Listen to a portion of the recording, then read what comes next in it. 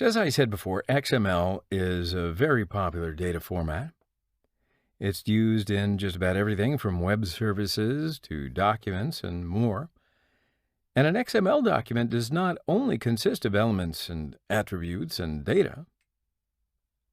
You can also define a type definition for a document itself. So at this point, you can request or include some resources from the system. Then, to interpret this XML data, an application needs an XML parser. An XML external entity attack, or XSE injections, that's where you're going to find them. So this attack occurs when XML input containing a reference to an external entity is processed by a weakly configured XML parser. So it may just lead to the disclosure of confidential data, denial of service, server-side request forgery, port scanning from the perspective of the machine where the parser is located, and many other system impacts. I mean, this is big, right? So in this lesson, we are going to cover XXE attacks. So let's open up Kali and log into BWAP. Then choose XML External Entity Attacks. Now the page display looks like this. So now to see more, let's view the page source. Okay, so I see the JavaScript code here. And this code makes an AJAX request to xxe2.php, and it sends the parameters in an XML file as the post data. So before doing anything on the page, go to Terminal, open xxe1.php, and scroll down a few lines. And here is the JavaScript file in the page source. So I think there is nothing problematic here for now. So let's view the other file. And I guess this page will open doors for us, perhaps even many doors. So on line 24, the data in the post request body is taken by the PHP input wrapper. Then this data is assigned to the body variable, and there's no check for low level. And then naturally, the body variable is loaded as an XML file.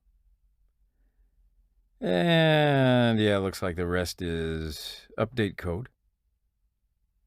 Oh, and by the way, displaying an error is opened up on line 30. Okay, so now for the other levels.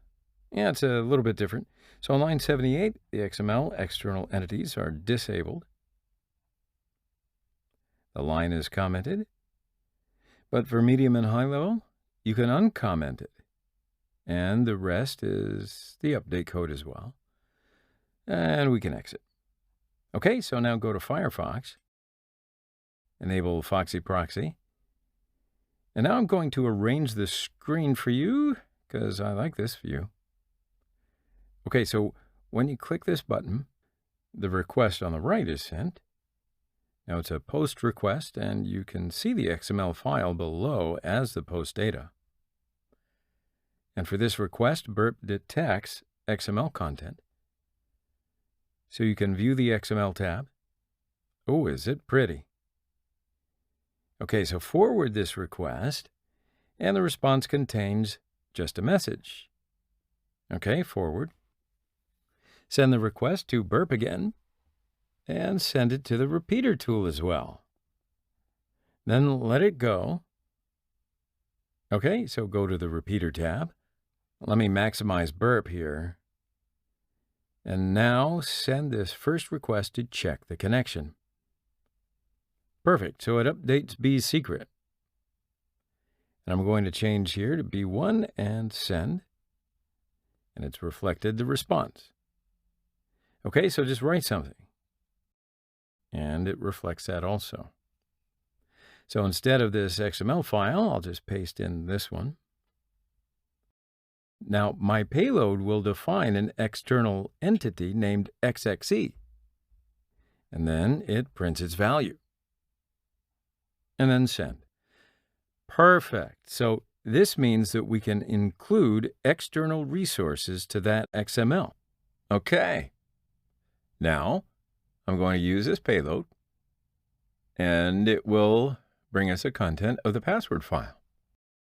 Now, let's have a look at that payload carefully. It uses a file wrapper to point to the password file, and it works well.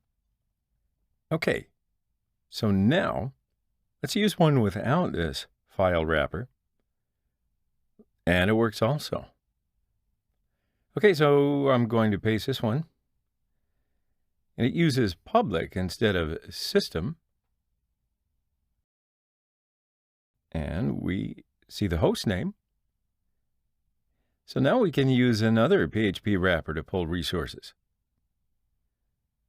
But you can encode the file with this wrapper as well. So send the request, and the file is encoded. So copy the encoded part, paste to the decoder, then decode as base 64, and here is the content of the file. So go to the repeater. We can also view the code files. And I will advise you to use this wrapper with encoding when you want to pull code files, because in a normal pull request, the code can cause an XML execution error. Don't want that. Okay, so send the request, and the encoded result comes. So copy it and paste it to the decoder, not as hex. And this is the code file of portal.php. And we can change the file and send, copy the encode data, paste it to the decoder, and you can have a look at the content of the fstab file. So paste this payload. This payload will cause a denial of service. So when the XML engine tries to load this file, the payload will be expanded into the memory, and it will fill up the entire memory of the server. So that's how the denial of service will happen. Okay, so then send, and you see that nothing appears on the response pane. So now try to go to BWAP or refresh the page, and you cannot accomplish this to view the page. So if the server is not configured to prevent such an attack, it can cause some pretty serious problems.